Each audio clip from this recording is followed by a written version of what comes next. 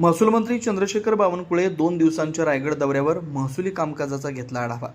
राज्याचे महसूल मंत्री चंद्रशेखर बावनकुळे हे 31 जुलै आणि 1 ऑगस्ट रोजी 2 दिवसांच्या रायगड जिल्हा दौऱ्यावर आहेत। त्यांनी जिल्हाधिकारी कार्यालयात महसूल विभागाच्या कामकाजाचा सविस्तर आढावा घेतला। यावेळी जिल्ह्यातील प्रलंबित महसूल प्रश्न, विविध शासकीय योजनांची अंमलबजावणी आणि विकास कामांच्या प्रगतीचा आढावा घेण्यात आला। दौऱ्यादरम्यान रायगडातील स्टोन क्रशर व्यावसायिकांच्या प्रलंबित ट्रेंडिंग लायसन्सचा प्रश्न, सिडको क्षेत्रातील जमीन सपाटीकरण तसेच महसूल विभागाशी संबंधित विविध विषयांवर चर्चा होण्याची शक्यता आहे। यापूर्वी मंत्रालयात झालेल्या बैठकीत या प्रश्नांवर तातडीने कार्यवाही करण्याचे निर्देश देण्यात आले। महसुली प्रशासन अधिक गतिमान करणं, नागरिकांचे प्रलंबित प्रश्न जलद गतीने निकाली काढणं, शासकीय योजनांची प्रभावी अंमलबजावणी सुनिश्चित करणं हा या दौऱ्याचा प्रमुख उद्देश असल्याचं यावेळी स्पष्ट करण्यात आलं।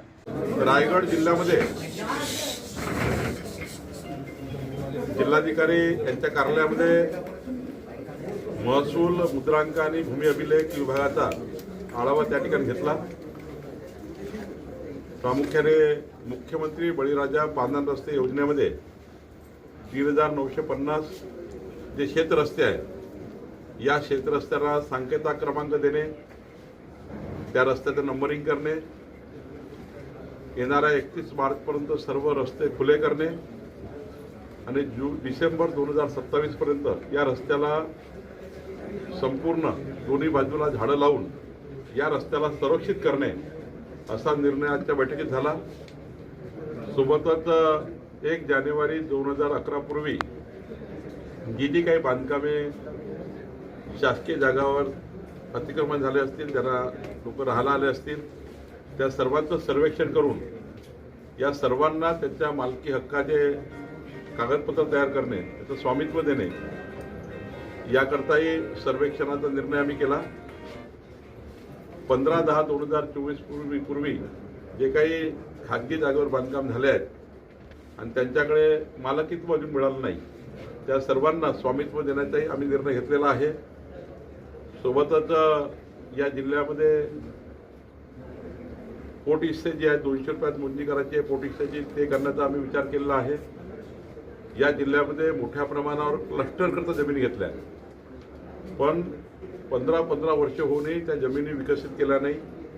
ज्या औद्योगिक प्रयोजनाकरता घेतल्या होत्या, काही क्लस्टर बांधकामाकरता घेतल्या होत्या, पण त्या अजून वापरण्यात आल्या नाही।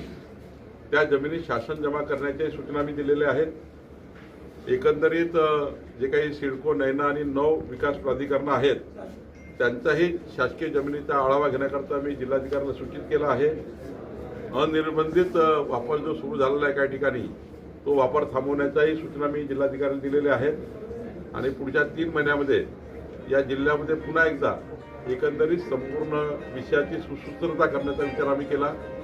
या जिल्ह्याची संपूर्ण मोजणी जी आहे झाली पाहिजे। पुढच्या 2 वर्षामध्ये सर्व नगरपालिका नक्षा योजनेमध्ये आम्ही घेणार आहोत। प्रत्येक प्रायव्हेट घराची सरकारी मोजणी आम्ही करणार आहोत। या ठिकाणी 15 डेमध्ये कुठलाही अर्ज मोजणीचा आला तर तो निघाला पाहिजे, 15 दिवसातच मोजणी झाली पाहिजे, हा निर्णय आम्ही घेतलेला आहे। याकरता जे भूमी अभिलेख आहे त्यालाही मजबूतीकरणाचा निर्णय आम्ही केला आहे।